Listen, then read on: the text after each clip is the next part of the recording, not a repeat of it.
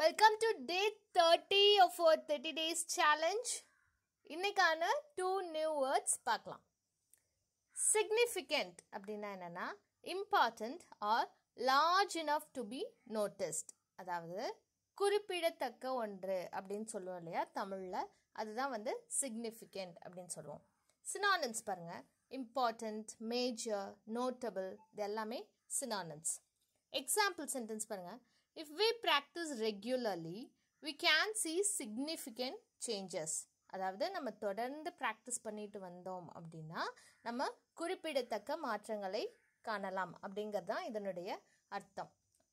நல்லாவே எளிதிலவே தெரியும் அப்படிங்கிறது தான் இதனுடைய அர்த்தம். நெக்ஸ்ட் வேர்ட் பாருங்க, enthusiasm. enthusiasm அப்படின்னா a strong feeling of excitement. ரொம்ப ஆர்வத்தோட ரொம்ப உற்சாகமாக ஒரு விஷயத்தை நம்ம செய்கிறோம் அப்படின்னா அதை enthusiasm அப்படின்னு சொல்லுவோம். eagerness, keenness இதெல்லாம் synonyms. எக்ஸாம்பிள் பாருங்க, I showed great enthusiasm to complete this 30-day challenge.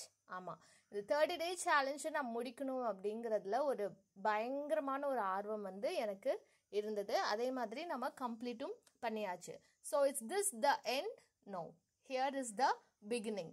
இனிமேல் 30 days சேலஞ்ச் கிடையாது. It becomes a habit for us now. So it is going to be renamed as vocabs daily.